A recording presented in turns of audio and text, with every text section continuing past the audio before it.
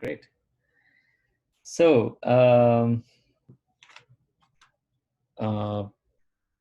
going to start.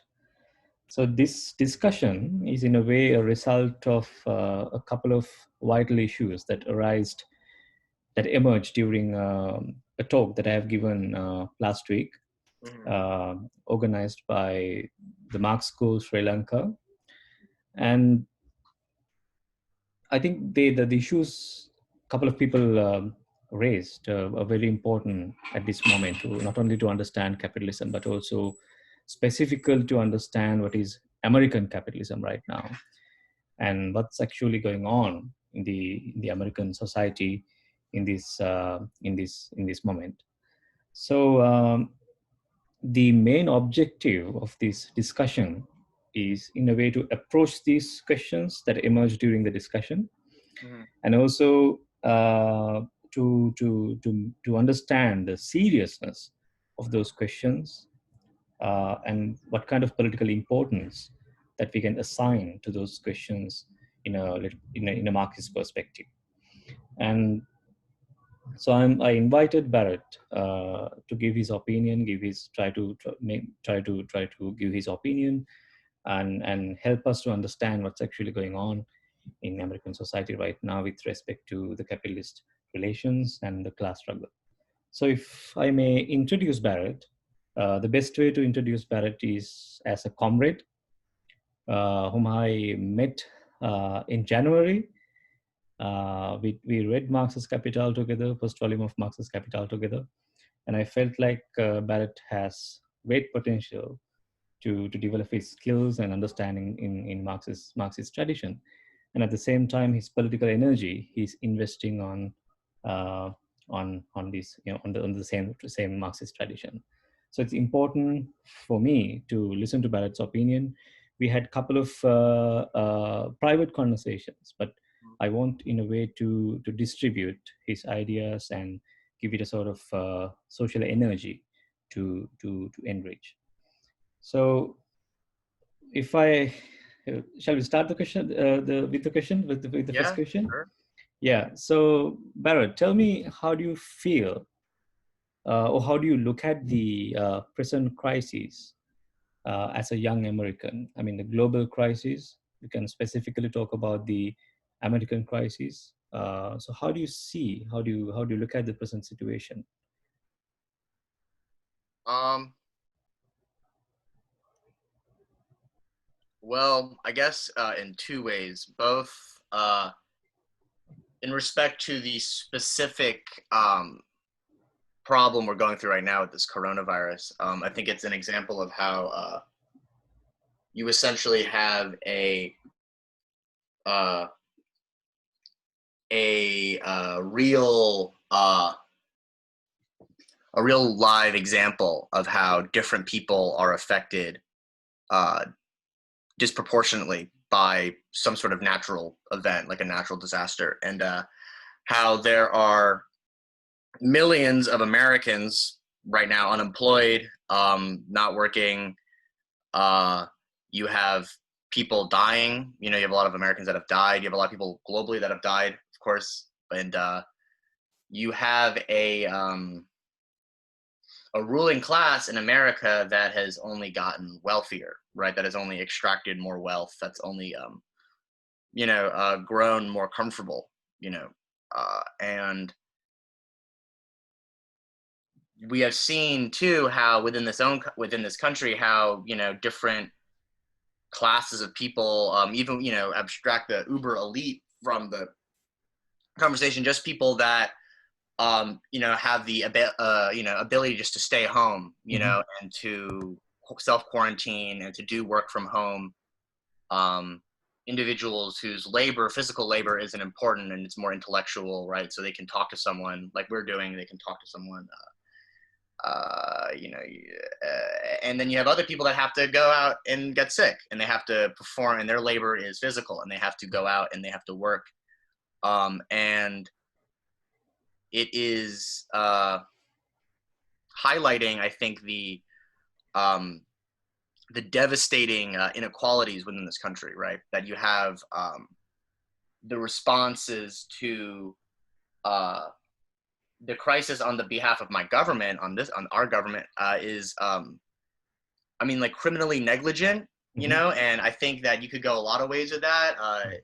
You know, some people call it gross incompetence. Mm-hmm. You know, other people would say that this is strategic, that this was a strategic, that the way they responded was strategic, that they were able to essentially bolster their, um, you know, their wealth that they already have, while at the same time you have people that are, you know, being evicted, you know, people that are not going to be able to have a home. And then, but aside from coronavirus, I mean, you also have a global crisis every day, and that's the fact that America at this point, and sort of Western capital has sort of has tentacles all over the world, right? And America is very much an empire, and it is an empire that is directly responsible for the suffering and the deaths of people across the world.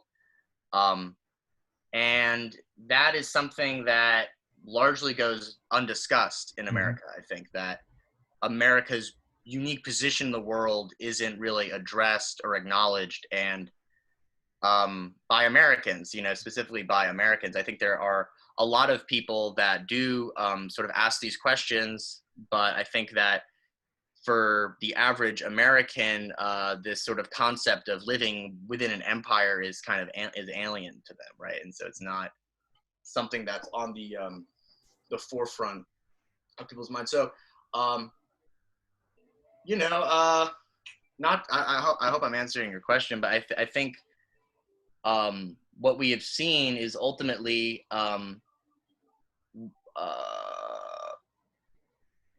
is a you know, it's like it when it rains, right? You know, and the coronavirus is rain, Mm-hmm. and when it rains, some people get flooded, and other people stay dry, and they're, you know, they get the greener lawn, Yeah, uh, like and like in the movie Parasite that we right, watched yeah, together. exactly, We have different impacts, consequences of the natural or the any kind of impact, any kind of event, I right. would say. So, but tell me, how different that as you experience, how different this view that you just presented from your colleagues, your friends, your parents, your average Americans, how different that you feel in the society. I mean, I mean, American exceptionalism is a very real thing, and it's pretty deeply infused into our school curriculum and the way we are taught about our history and our impact on a global scale, is that America is an exceptional country, right? Mm-hmm. And that it is guilty of that it's guilty of crimes and past crimes, but that because it was attempting to achieve or preserve the American dream, it's justified, you know, Mm-hmm. or it's exceptional. We can make an exception in the case of America. Mm-hmm. And you know, I think that most people in America honestly don't have the time to think about these sort of things. I think is Right. really what it comes down to. I think that um, most people sort of get the education they get, and but they're, you know, and if they're lucky enough to be able to go to college, Mm. you know, they either go or they don't. But at the end of the day, it's like you're sort of left with a elementary school understanding of like the way the economy works, the way global politics operate. Right. Um, and you know, there's a lot of people in my life that I care about very much, but that have very that almost I feel like I'm living in a different country than them. Right. You know, when I talk to them about the way they, you know, think about this country. You know, I mean, America has 25% of the world's prison population, right? You know, and all of these conglomerates, these corporations, they're all using prison labor. You know, and then we are so quick to point our finger at any country and Mm-hmm. accuse them of labor camps or whatever. But and you know, not but we never talk about our own country. We never sit down and we address what's going on here. And again, that goes back to the American exceptionalism, is that even if it is going on, it's an exception because it's an American mission, and it's really, I mean, it's unfortunate because it does alienate you from people in a certain respect when you take on what's considered a radical Right. opinion, stance, I guess, or principled stances on what's going on in this country. A lot of people shy away from political discussions, or their politics are just so bad, right? They're just, and it's not anyone's fault. Yep. And I don't shame anybody for having bad politics, because I think we're raised to have bad politics. Indeed. I was talking to a friend of mine yesterday. I was sort of asking him some of these questions that we've been sort of talking about.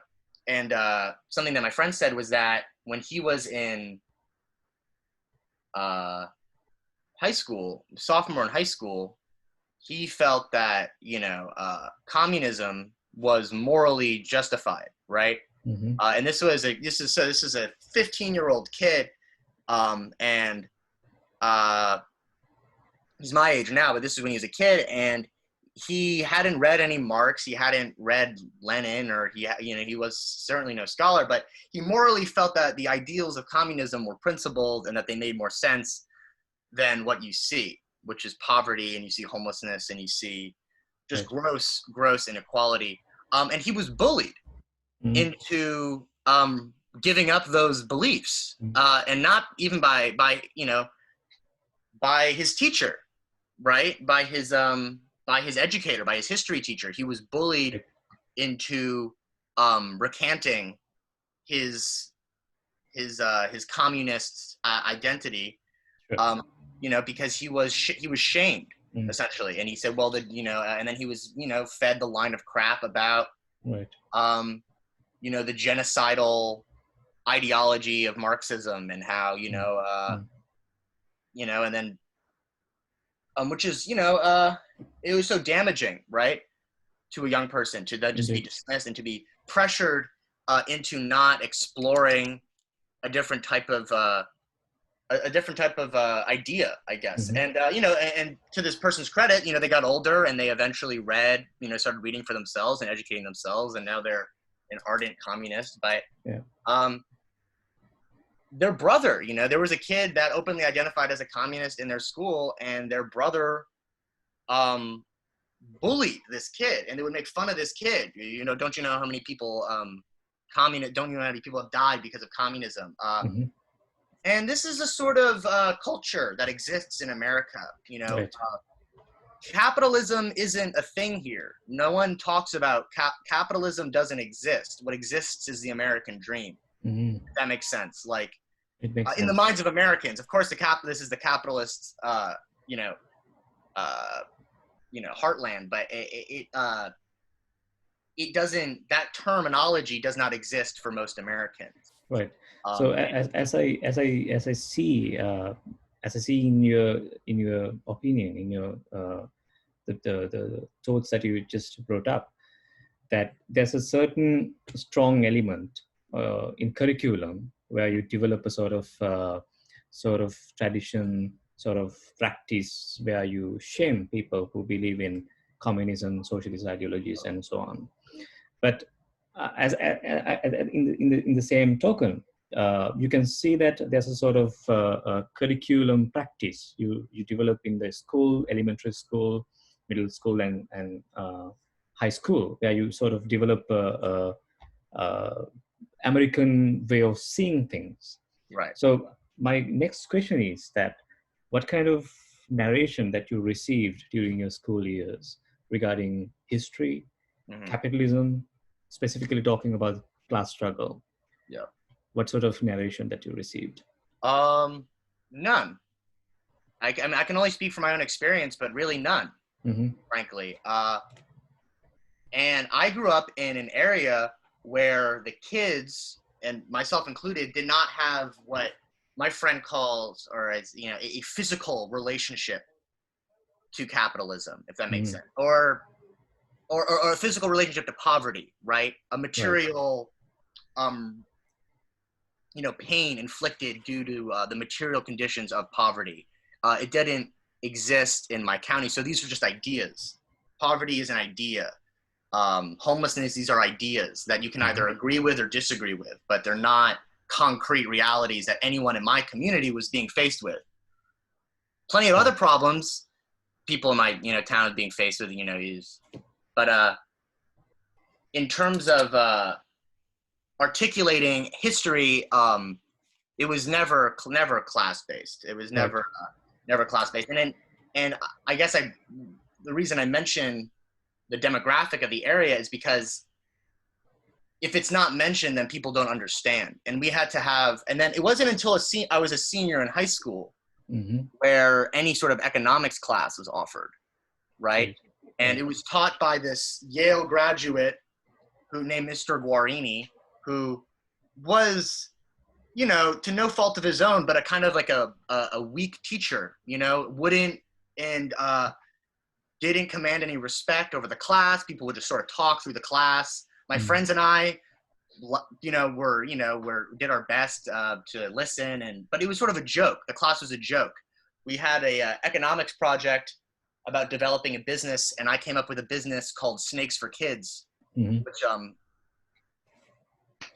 was the idea was it was just a joke. It was a farce. It wasn't a real economics course. Is my point. And this is a school district in which people are paying a lot of money in taxes to send their kids there, and the education on capitalism we got was non-existent. And kids would even talk about that. They'd say, we don't know how to get a job. We don't know how to pay taxes.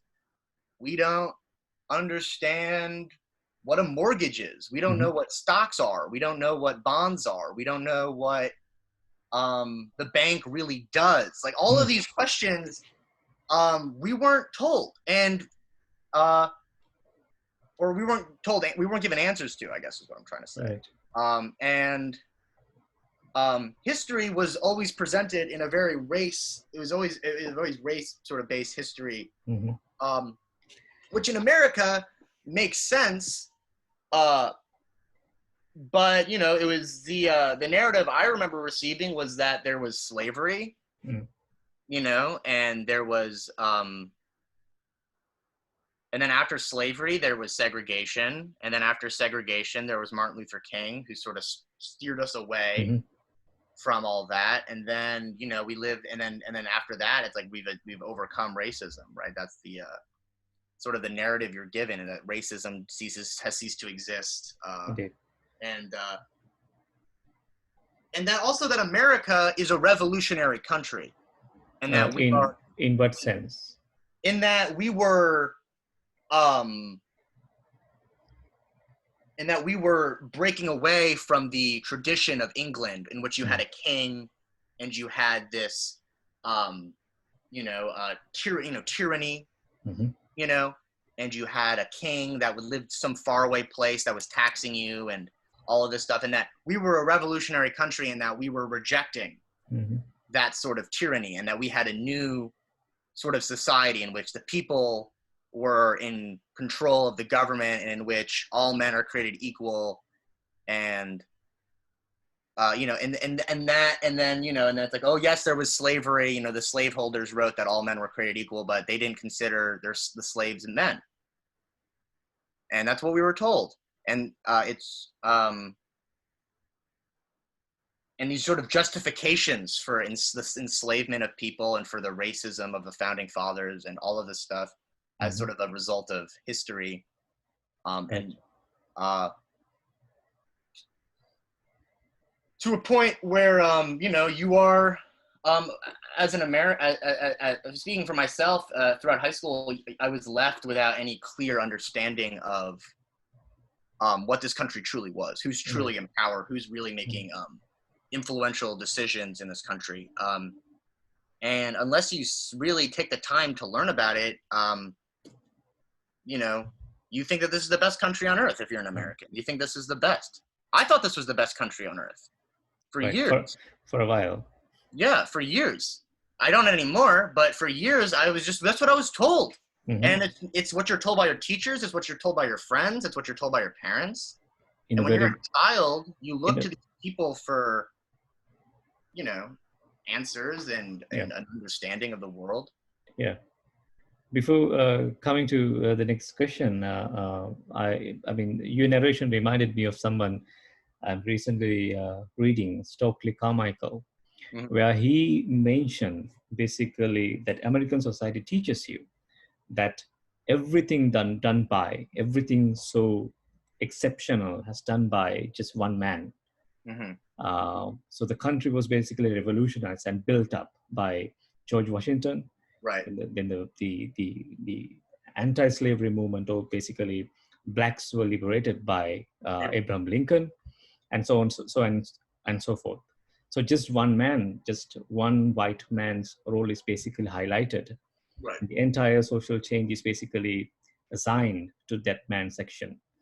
That's something Stokely Carmichael basically reminded in many of his speeches. And his point was basically how to break this narration and Mhm. how to show you that not just one man, but the social relationships struggle basically brought up the country to this point of the history. Yeah. I mean, So right. yeah, go on, go on. Well, I mean, I guess it's just like it's the it's the idealism, it's the Exactly. American idealism, and Yeah. that history is driven by the ideas of these great men who come to power. Honest Abe, uh, you know, uh, uh, that it's he had the idea, the noble Mm, courage to end mm, slavery, and that it wasn't a result of abolitionists, slave revolts, indeed, organization, class struggle. It wasn't a result of class struggle. It was a result of one man's opinion. indeed. Um, and the same day Lincoln delivered the Emancipation Proclamation, he murdered more Native Americans, or there Hmm. was the largest public hanging or something Yeah. of Native Americans in our country's history the same Yeah. day. Yeah. So, and that's another way we're given American history. Hmm. It's not with all the information. You're not given all the information. Sure.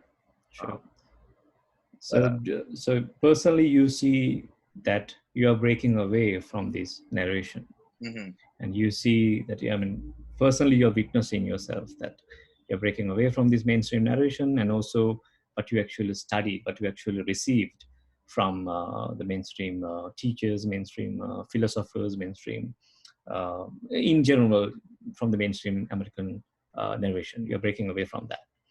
So what, I mean, I'm curious about this. What helped you to break away from this narration? um,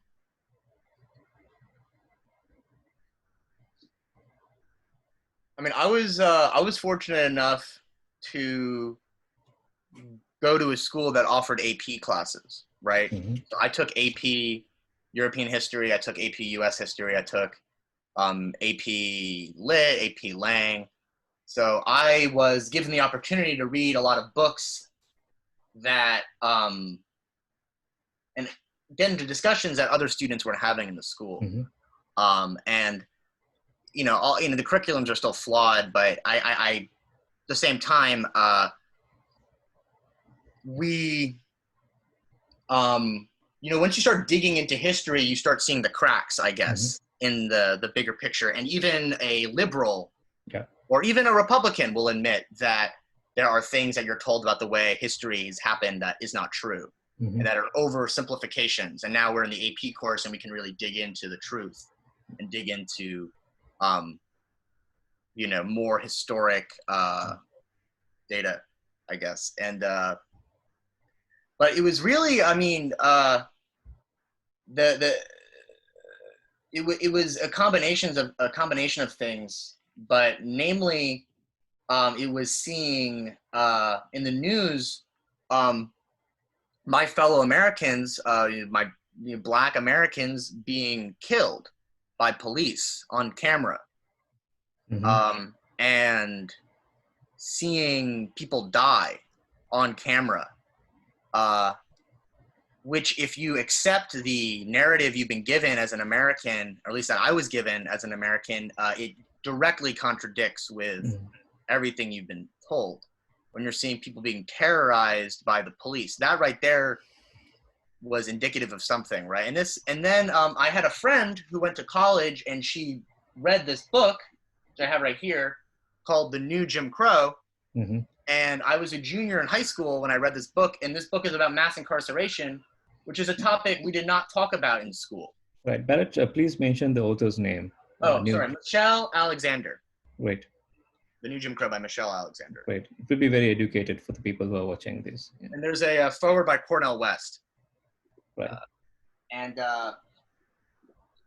reading about mass incarceration, right, and reading about the this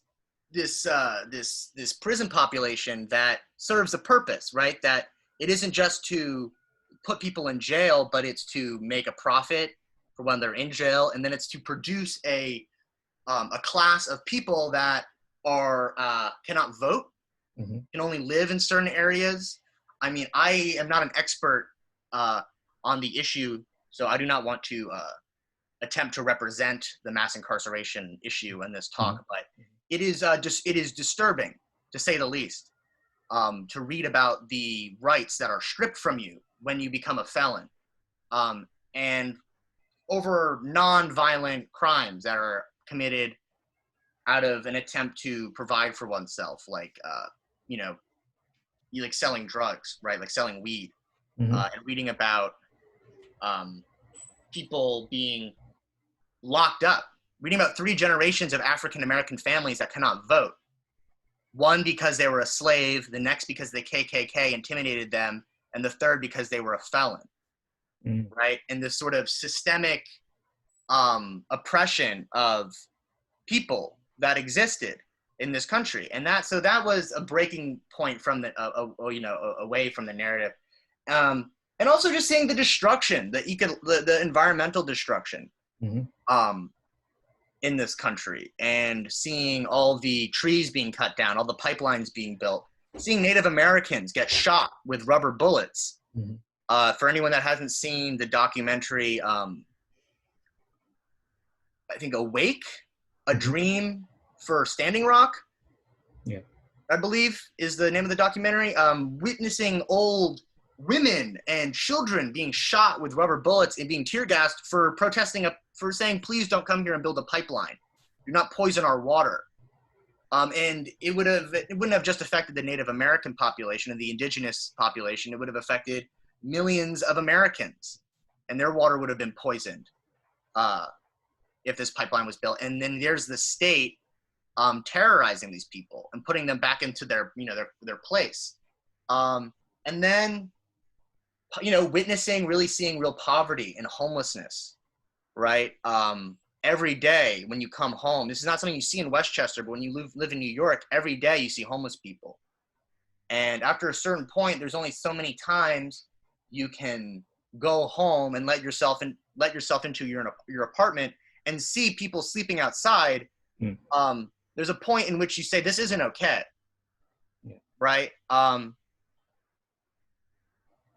This isn't normal, and this isn't right. You see people on the street pleading for food.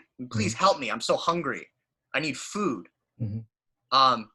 And there being nothing for that person other than to beg on the street. So these sort of material realities, I guess, is what shook the narrative, right? Mm-hmm. But it wasn't until I really started, it's when I read the Communist Manifesto by Karl Marx and Friedrich Engels. When I read that, it made more sense to me than a lot of things I had read about history before, because it made things so clear. And it articulated what makes sense, that the history, it's the history of class struggle. It's one group oppressing another group. And that's what I'd been witnessing and coming to understand. And then here it is in a book. The economics teacher I had, the only time Karl Marx came up in the economics class wasn't Das Kapital or Capital. It was a Communist Manifesto. Mm. And I asked this teacher, I was like, have you read the Communist Manifesto? And this is, I was no Marxist or no nothing at this point. I just asked, like, have you read the Communist Manifesto? And this is a Yale graduate. He said he read part of it. Mm. And it's a 40-page text. This is not a tome. But the way it was presented to me was that it was this sort of dense, incomprehensible, inapplicable document that is utopian, and and that's what Karl Marx's contribution to economics was a sort of like this leaflet. I didn't know. I did not know. And so once you read the Communist Manifesto and you realize it's so short, and that this guy didn't just write this, but that he wrote it when he was 27. Yeah. When he was 27 years old, he wrote this, and that he has a entire, thousands of pages, thousands and thousands of pages of writing and of real economic analysis. Okay. Discovering Marx was the most liberating moment of my life, truly, because here was a person, a human being who had articulated the struggle and had articulated history in a way that had never been presented to me before. And he was always depicted to be a boogeyman in the West, right? And really reading that and being like, this is what he was about, this is what he was writing. I mean, after that, I mean, it was sort of, I couldn't go back. I consider myself namely a student of Marx. That Marx is my teacher and I'm his pupil. And I feel like that's what I consider myself today, as a student of Marx. And he's the best teacher I've had, in a lot of ways, because he makes me think for myself. And you have to think for yourself when you read Marx, and you have to draw a lot of your own conclusions, I guess. It's not a guidebook. There's no dogma.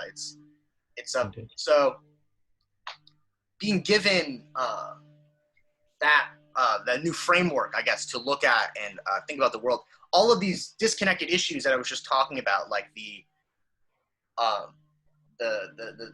status of Black Americans, the status of poor Americans, period, the status of the environment, the status of these wars and these bombings and these drone strikes. All of these things all of a sudden made sense, and it drew a thread between all of these different things.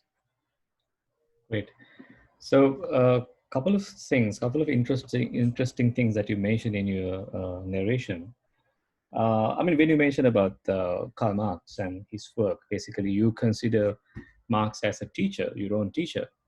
It's a very interesting thing because Frida Kahlo, the great Mexican painter, considered Marx as her teacher.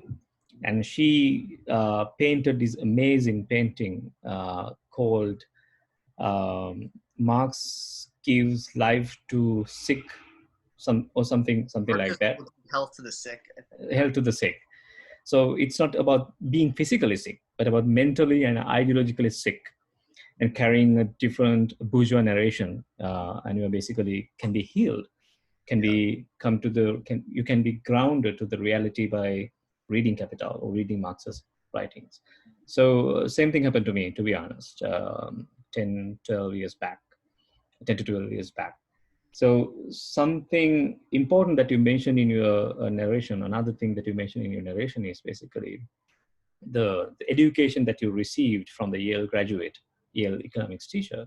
And all the time you guys felt that his way of teaching, what he taught, is funny, right?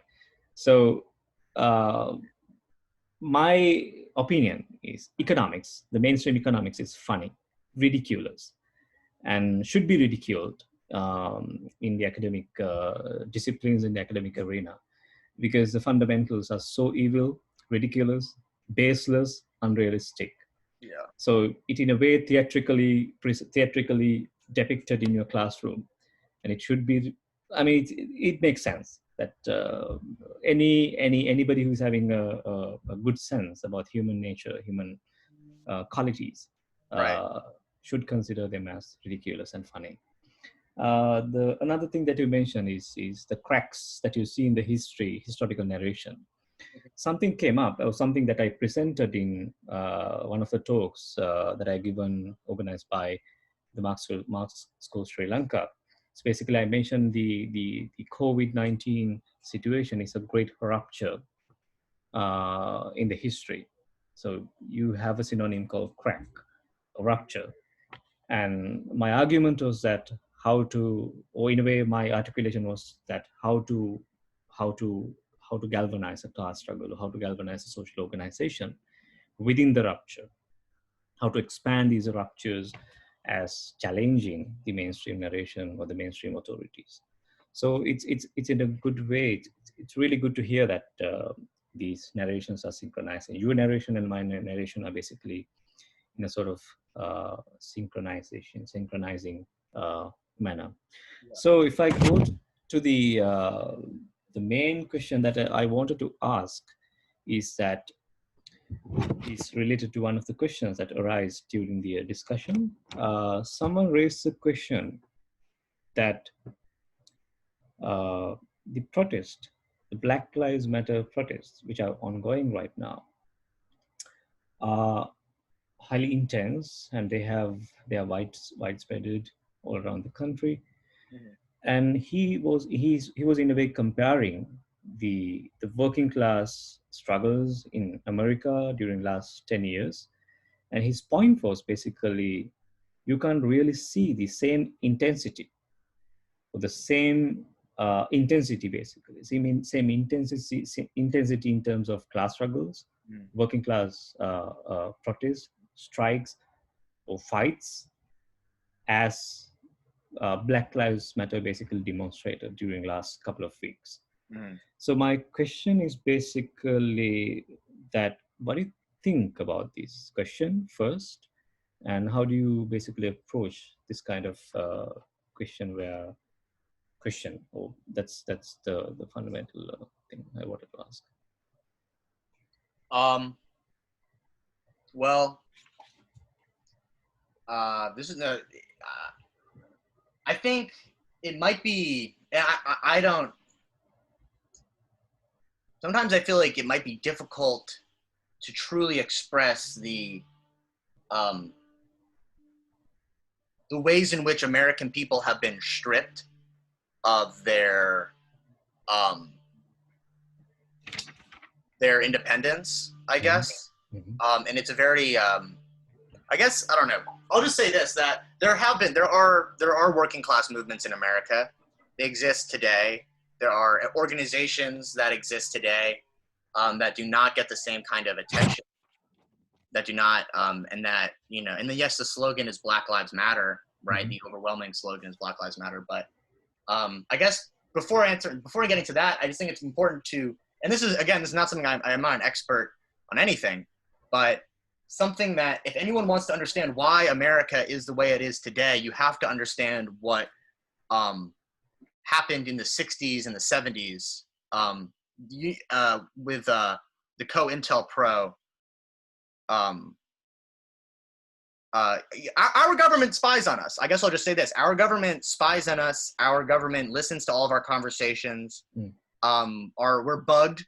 Like everyone's bugged. Like in the 50s, in the 60s, people used to talk about, oh, like am I being bugged? Is there a bug in the house? Now we've purchased it ourselves. We've purchased these pieces of technology that are expensive, multi-camera, highly sensitive microphone. We know that they're listening to us. We know that they're listening to us when we have conversations and we see advertisements for the things that we were just talking about with our friends. So we're being listened to. We're being watched. We're tracked. We've like pretty much all got like a dog collar on that none of us want to admit that we're wearing, right? And every working class movement in America in the last 50 years has been met with the most brutal oppression and subversion by the United States. It isn't just that they spied on the Black Panthers or on the socialist parties in America or the environmental parties or the feminist parties. It isn't just that they spied, is that they purposefully overthrew and disrupted these movements. You can look at the files on the FBI website, which I recommend anyone that's interested does. And I was reading a file last night about a letter. They would send letters out posing as these organizations, posing as the Black Panthers. And they would put racial epithets and they would put curse words and they would put threats and they would distribute this information to communities, all for the purpose of undermining the movement and also subverting or of perverting the perception American people had to these movements and to communism and to socialism in general. Insidious, and a lot of, and this is just what we have released. And they murdered the Black Panthers. You know, there's one year when I think 20 Panthers died or sent away, and you have Black Panthers that live in Cuba today. These are American citizens that live in political exile, right? And we have Americans that are political prisoners. We have American political prisoners that you aren't told about, you don't know about unless you are from the community, unless you have some sort of revolutionary in your family. You don't know about these things, right? And so it's sad because the working class movements have shaped this country, like they've shaped every country, but they have shaped this country. But we have been robbed of our history as a working class country and as a country that's always been shaped by the working class, by the Black working class, by the white working class, by just working people. They are who make this country what it is, whether it's through organizing like they did in the 30s, which is probably in the beginning of the century. But you had these things called McCarthyism. You had people being blacklisted for organizing socialists, for organizing working people. People were blacklisted, people were imprisoned, people were put on trial, people have been surveilled. So, and now it's to a point where every organization, in my opinion, is been infiltrated by the FBI and by the CIA. Every single one. Our emails are being read, whether we like it or not. And it's not even people that are necessarily doing it. It's artificial intelligence that just collects data and any keywords. They type in any keyword they want. They type in Karl Marx, and they will find every person in this country who has searched for Karl Marx and is interested in Karl Marx. They know who you are. They know what you're up to. They know what things you read online. They know what books you read. They know what food you eat. They know what you're talking about with your friends. They know it all. And this is something that Americans walk around with, and we don't talk about it because our government is openly antagonistic towards us. And they have spied on us. They have murdered us. They have imprisoned us. And they are continuing to do that. And a true working class movement is aiming at disrupting the current mode of production. It's aimed at doing something that they have at every single turn actively oppressed and fed us a line of crap about other countries, about each other. And so we live in a divided country that's been terrorized by our government for pretty much the whole time, but especially starting in the 50s and 60s, when you have now the public becoming more educated and more quote unquote radical or politically aware. We were subverted and beaten, into the corner. And now we have cameras on us, right? And now and so I think people are afraid, I guess. And I think there's a fear. Right. And I think that also, the Black Lives Matter movement emerged because all of these people were being disproportionately, if you were Black, you had a higher chance of being murdered by police. And this is not a new phenomenon. This is the reality for Black people in this country. Even if you look at the way poor people of different races interact with the police, the poor rural communities or white rural communities, these people do not necessarily have a lot of money, but maybe they have some land. Or even if they're a trailer park, they do not have cops parked outside of their home. But if you go to the projects or you go into the lower income neighborhoods and urban centers, the police occupy those parts of the city in the same manner that they occupy foreign countries. Mm-hmm. And I'm quoting someone there. I don't know if it was Malcolm or if it was Fred Hampton who said that, but it is an occupation. And and these people are constantly coming into contact with police who are slave catchers, who are trying to bring you to the plantation, who are trying to bring you to jail for any infraction. And you read about, people that have been children who have been sent to Rikers Island, and children that are sent to Rikers Island and they are put in solitary confinement, and then because they can't afford bail and because they are tortured by our government, and then they come out and they kill themselves And this is once, you know, these are people that, you know, and there's so many people at this point, there's so many victims that a movement had to arise and say, no, Black Lives Matter in this country, Black Lives Matter, and we are going to address this disproportionate policing, right? This disproportionate prison population, this disproportionate murder at the hands of the state. You know, judge, jury, executioners, who the police are. And people have had enough of it. People have had enough. And race is the one political framework that most Americans have been given, right? They have been given the racial perspective on history. People like Martin Luther King, you cannot ignore. So we all know who Martin Luther King was. We all know about the civil rights movements. Right. We all know who Malcolm was. So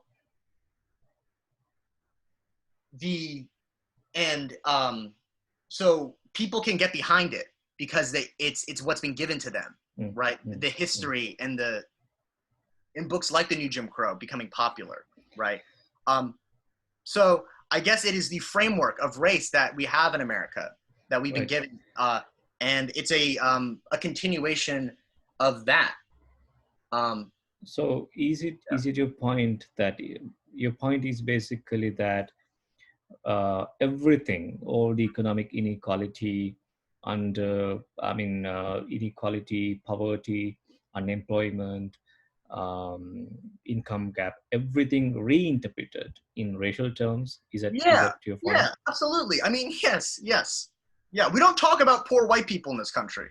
You know, and you know what people call white people that are poor in this country? They call them white trash. They call them trash. It's extremely classist and this country is extremely classist. White trash is what they're called by other white people. Right. Trash. Right. So it's very interesting the point that you made in your narration again, that the ability to any government to look into or get into your own life, what you do, and everything that you are doing, everything that you are communicating, basically, in all the communication purposes that they are involved, knowingly or unknowingly. And it reminded me of this great American author, Jodi Dean, where she talks about communicative capitalism. And not only we are buying the commodities, digital commodities, for the purpose of communication, but also we are basically reproducing the communication in a form of a commodity, in a form of enriching the communicative networks and systems. So not only we are buying the commodity, but also we are giving an exchange value to the communication. So we are basically transferring the simple human connections or human communication. We transform the form of use value of human communication to exchange value through these networks and purposes of getting connected. So not only we are buying these expensive mobile phones, Androids and everything, iPhones and everything, but also we are enriching, we are generating metadata and data to enrich the system. And not only that, we are giving away our subjectivity to the system. So it's a very challenging question in the 21st century that we are facing. What is the revolutionary subjectivity that we have to build up in this highly challenging moment? So it's very important that you mentioned that. So if I go to the next question, so the person actually raised the question about Black Lives Matter, then asked me the question that, I mean, he was in the presumption. He was in the presumption that the working class movement, the working class politics in America is dead. Is not working. It's dead. And the most important and most commonly observable kind of politics in USA right now is racial politics in the form of Black Lives Matter. So do you think, personally, do you think that class politics exist in the Black Lives Matter movement? I don't know. I don't know. As a as a white person, I want to be very careful about any sort of critique I give to the Black Lives Matter movement, I which is my totally language, as to not be understand. offended. It can be it can be reinterpreted again in a racial manner. But in my opinion, or just from what I've seen presented from the Black Lives Matter movement, it's not a race. It doesn't seem to, or it doesn't seem to be a class-based organization. It's very much about bringing attention to the ways in which Black people are terrorized by police, and I think that's as a slogan and as a unorganized movement, or even as an organized movement, that's completely acceptable in my opinion. Right. Of course. Having said that, sure. Sorry. Having said that, what we've seen now with the Black Lives Matter movement, specifically the organization, which I think one of the co-founders described themselves as Marxists yesterday. I've never heard anything come out from that organization that makes me think that they're Marxists. Yeah. But these are smart people, I'm sure, but they have received a lot of donations from corporate America. They have been essentially bought out by corporate America. And this is what corporate America does, and this is what the capitalist class does, whatever you want to call it, is they back both sides of the fight. So no matter what, they win. Exactly. Right. So absolutely, I totally agree that when George Floyd was basically killed, that someone donated or someone bought shares for his kid, and that was the way you compensate the social loss. So it's highly disturbing, and at the same time, related to that, the point that you just made, Jodie Dean also makes the point where she does not consider the superiority of any liberation movement, any struggle. So the race movement or the race liberation movement is not something inferior to the class struggle. They should go hand in hand. Right. They should be together, and that's how you can. That's the only way possible in the 21st century. You can build up a movement. But I did not actually hear the person who is organizing the Black Lives Matter, or the co-founder, mention that he or she is a Marxist. But not just identifying yourself as a Marxist or a Leninist proves that, but the practice proves that. So the political practice should prove where you are standing, where you have your ideologies are rooted. So that's very important to understand and address the issue of organization. This is something actually Stokely Carmichael again and again revisited in his speeches and practice. So if I go to the next question, so the person actually raised the question about Black Lives Matter and the class struggle in USA, implied the point that class struggle, working class politics is over in USA. And at the same time, he wanted to imply the fact that the traditional working class, as Karl Marx interpreted, or as Karl Marx articulated in Das Kapital, is over. It was replaced by digital labor in the 21st century, or in last 2 to 3 decades. The traditional working class was basically replaced by the digital labor or immaterial labor, as someone like Antonio Negri articulated. So my question is to you is basically, I just want to hear your opinion about this. What do you think? Is it actually transformed to digital labor or immaterial labor? Does it mean that Marx's labor theory of value is invalid to understand a society like America?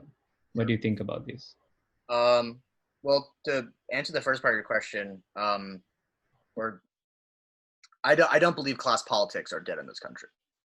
I think that whether people know it or not, what we're witnessing is class war. It's a class war. Whether or not people are calling it a class war makes no difference, in my opinion. The material conditions is class war. Is you have hundreds of thousands of people pouring into the streets across the globe, protesting against the police. And if you understand what the police are, who the police are, what they represent, which are agents of private property, simply put, absolutely not. It is a class struggle. There's no war but class war, right? It takes different forms, and it isn't so cut and dry, right? And we see how different communities have the same common enemy, right? And have are enslaved, by capital in the same manner, but the degrees to which they experience that reality firsthand and the form that oppression takes is different based on your not only your race, but just where you live, whether you live in the cities, whether you live in the urban centers, or whether you live outside in the country. So all of these things take different forms. But when you have the people taking to the streets, that's in my opinion, that's a class struggle. Right. Having said that,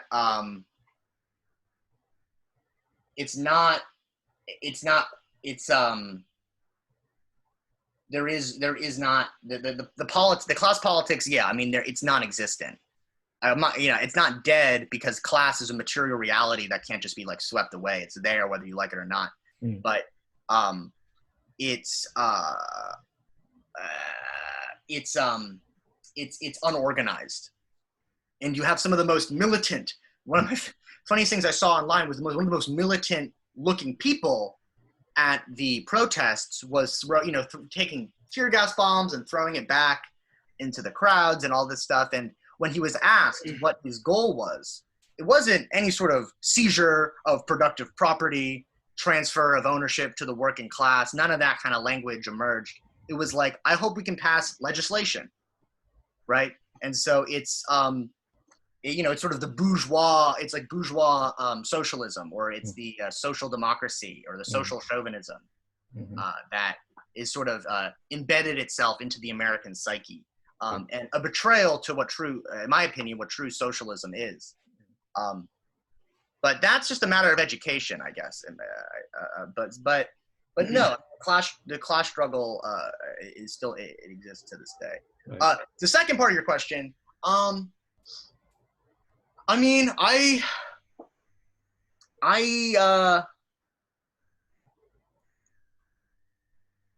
think that if you are being paid a wage for your labor, whether it's you're on a computer or not, you are, I don't think that, I guess I wouldn't say that, that the proletariat as Marx conceived, or the working class as Marx conceived of it, is gone. I wouldn't say that at all. I would say that, yes, you do have a lot of digital labor and, intellectual labor, and that has come with the development of the productive forces, and it has come with simplifying mechanisms of production and of service to one another, and a more, subordination to machinery. When you think about the kind of computer work that now people are doing, or the call centers. Indeed. But you're still producing value, right? And you're still being paid a wage. You're still a wage laborer. Like, whether you're on a computer or you are, you're out building roads and bridges, you're still being paid a wage. And as far as my understanding has taken me to this exact point, yes, the forms have changed, but the essence remains the same. You are being paid a wage, and you work for a period of time that you agree to work for that wage. Contained within that time is is the time you're actually being compensated for, and then the time you're being exploited. Right. by the system. And so it still exists, in my opinion. It still exists, and that the lack of a political class-based movement is not the result of a disappearance of the proletariat. It's the result of the terror, like being terrorized, the proletariat or the working class being terrorized, Right. and not knowing what they are, not knowing that being a person that has to find work to receive wages is anything but a historical period, the result of historical development. Most people genuinely don't think about it that much. They're thinking about, what can I do so my kid can go to school and eat, and what can I do so I can carry down the ideals that my parents bestowed onto me and I can pass it on to my kids. What can I do to get into heaven? What can I do to be good to my community, quote unquote? These are things that are present in the minds of people, right. Not class-based economics, not Marx. You know what I mean? Right. But and it's again, going back to the stuff I was talking about. It's the result of the CIA convincing everybody that communism is the devil, that America is an exceptional country, and any movement that rises up against it is crushed by the state. And now we're all being monitored and watched and listened to. And a working class movement or a socialist movement in this country requires masses of people to, in spite of all of that, to do it anyways. In spite of the fact that right now, through Zoom, for all we know, that this is going into some file called the Barrett Kalpa file. Indeed. You know? I mean, but we have to do it anyways. We have to say, we don't care. I'm not going to let you scare me into not talking. I'm not going to let you terrorize me and my people anymore. I'm going to speak my mind anyways. I'm going to organize people anyways. Indeed. And I'm going to organize people knowing that 5 out of the 10 people in that room could be CIA agents, could be FBI agents. And I'm not trying to sound paranoid, which I know I might sound paranoid, but it's the reality in this country that we're being spied on. Totally. I think that there are probably FBI and CIA agents in every single news outlet in this country and in every single university. Just my opinion. I would say that there are, especially in the most radical departments in this country, there are spooks, or there's CIA agents and there's FBI. And I don't want to think that way, and I'm not like going around like, oh, is that I'm not a paranoid person. I'm being very realistic. But we have to face the reality. But we have to do it in spite of that. Exactly.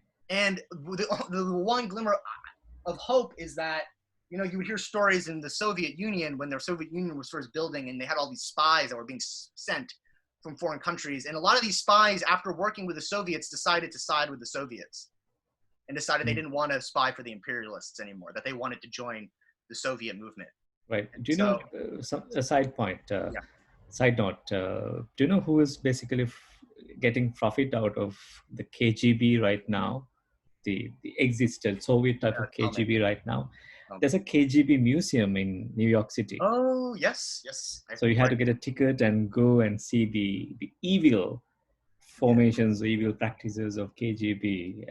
But someone who is living in America is basically getting profit out of that. I remember that museum because I saw a bust of Stalin on exactly outside. And I was taken aback. I was like, "What's that? What's that here?" Yeah, it was actually Lenin's statue. Lenin's bust is out there. Okay. With the sickle and hammer and everything. Right. Cool. So I mean, your interpretation is basically reminding me of a couple of things, very important things. We can go on, but a couple of things that. When you mentioned about basically about digital labor, I mean the point I always wanted to make is that whenever you take the digital labor as the most superior form or the most hegemonic form of labor right now, people easily forget, how do we eat? Right. You have to produce these commodities, the foods that are edible. Yep. Right. So how do you produce them? Who's producing them? That's a question basically for me personally emerged during the pandemic. When you really can't go out, someone has to deliver them. Or otherwise you have to go out and buy them. buy the commodities that you need, the essentials you need to consume. So who is delivering them? If you carefully look Building at the the computers. exactly, if you carefully look at the workers who are delivering these things, they are immigrants mostly, Mm-hmm. right? I'm living in Dominican Republic neighborhood. Mm-hmm. Most of them are Latinos, right? So they had to take the responsibility, and we considered during the time period the term came up, the essential workers. Mm-hmm. So these are the people who actually um, ran the society, basically connected the society from the production market and exchange market and consumer market. Right. So it's in a way signified that other jobs like Wall Street jobs are insignificant, are not essential, Mm-hmm.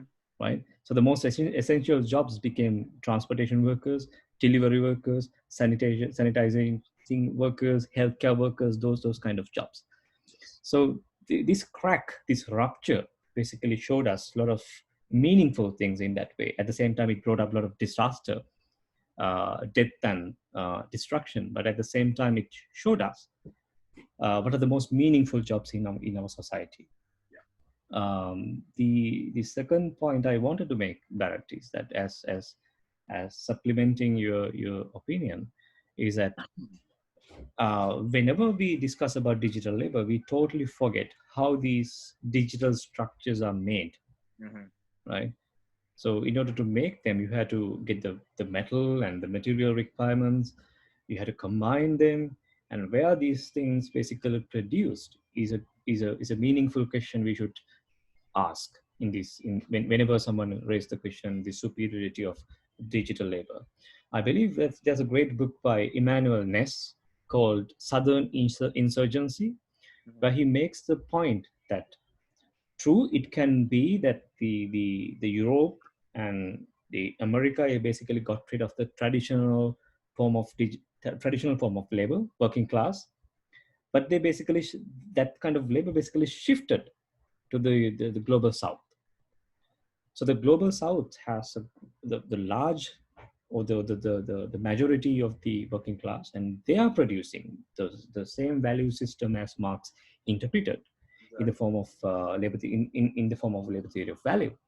They have that working class right now.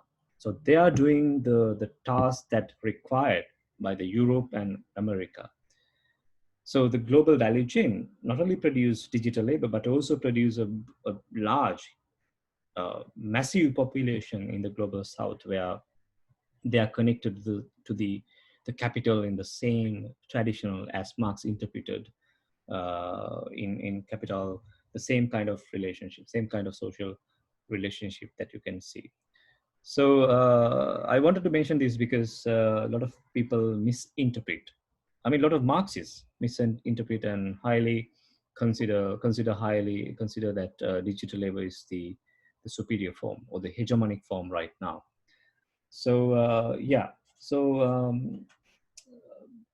let me ask the final question. Do you remember 2008 financial crisis? What are the memories that you have regarding 2008 financial crisis? I was 9 years old. Oh, too young to remember, like too No, big to I can't fall. think. So I'm trying to think. I was or 2008. I was 2000, 9. I was right. 9. Um,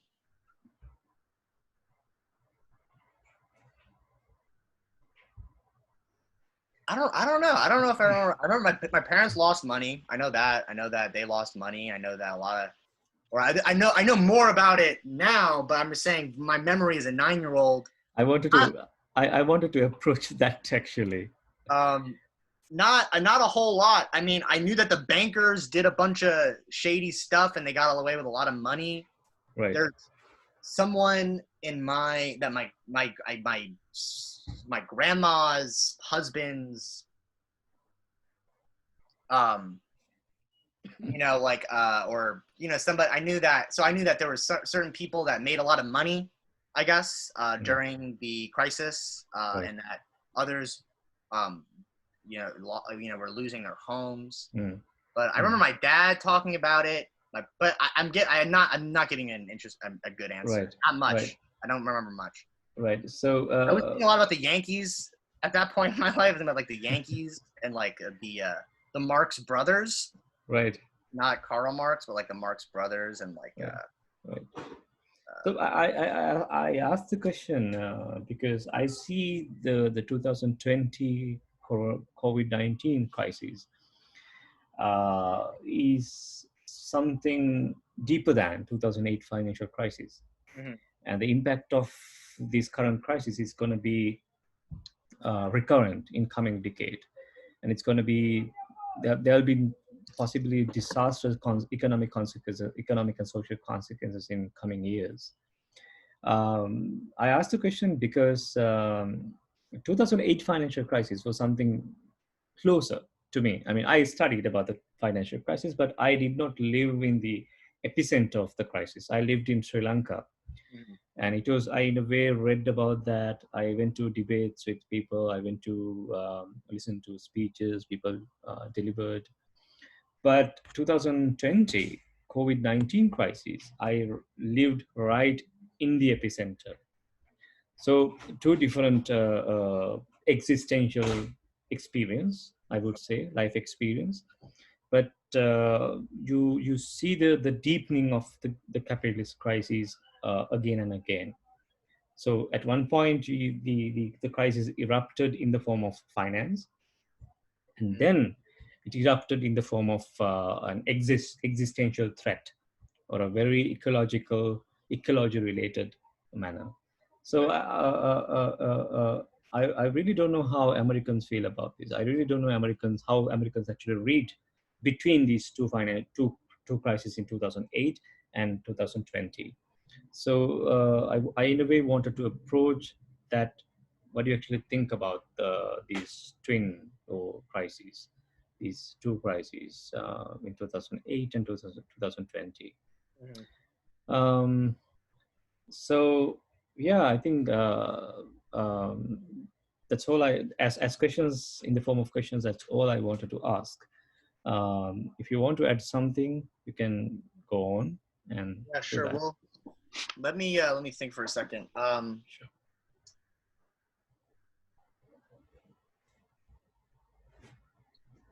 Um, I think that the real problem with American people is that we don't know nearly as much as we think we do.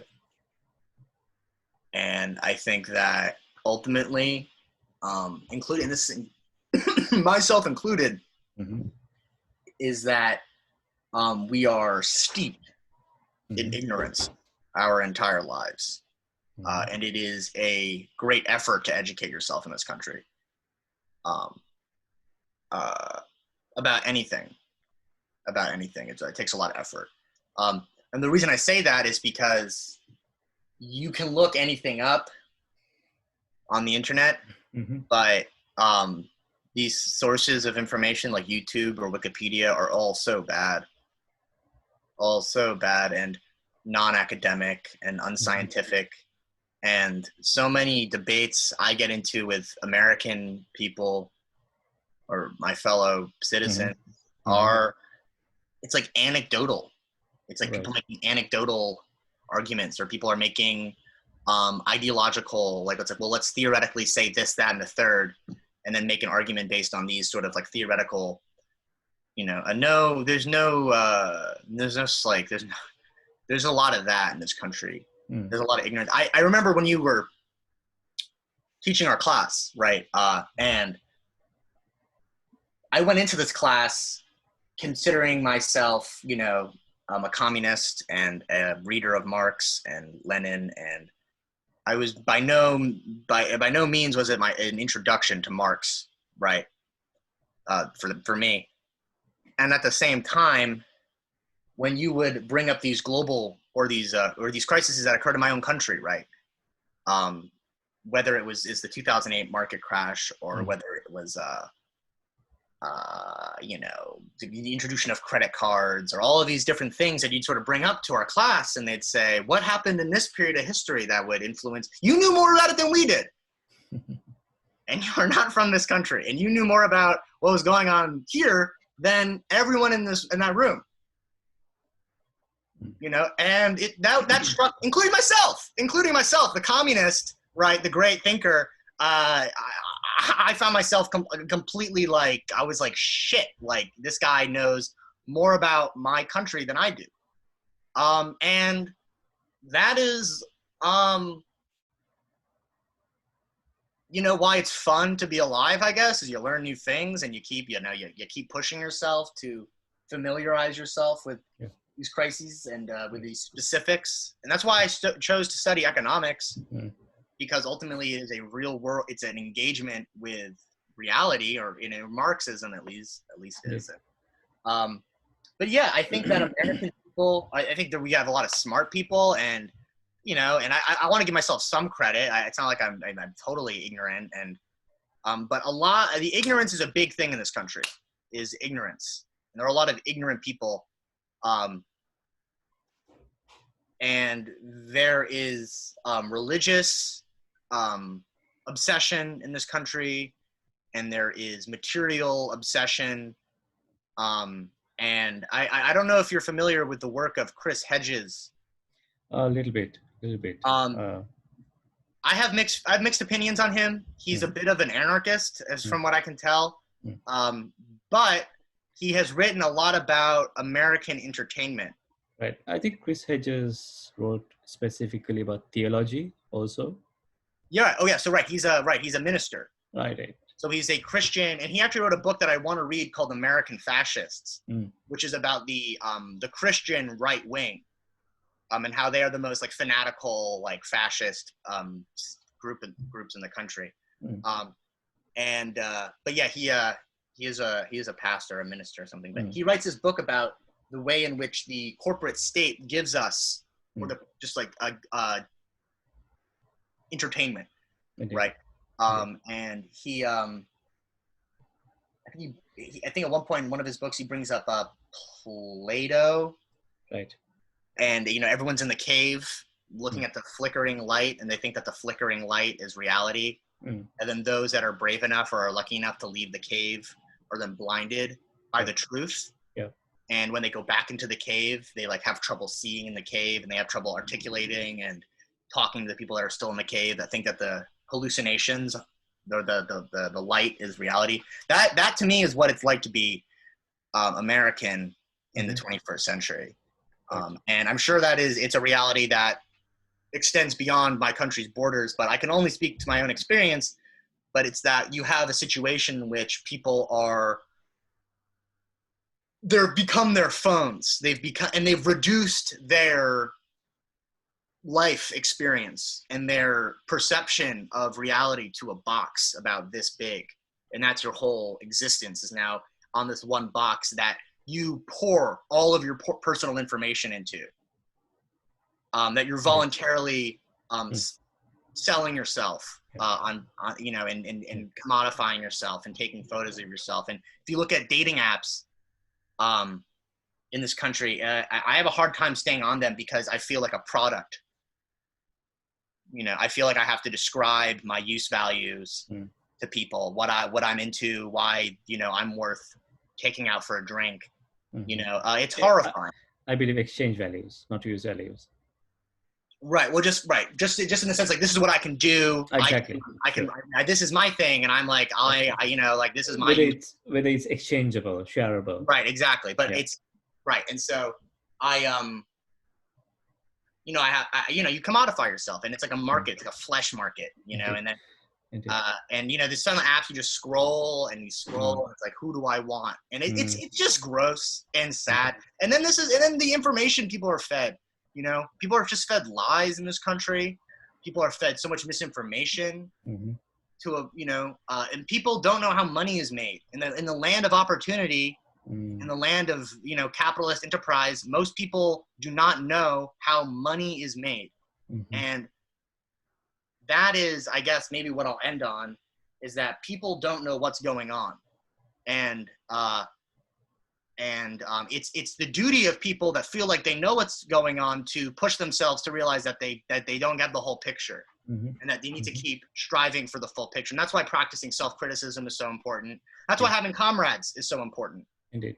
Right? Because everything that I lack, you have, and then, you know, or things that I lack, you have to bring me, and then things that maybe you lack, I could bring to you.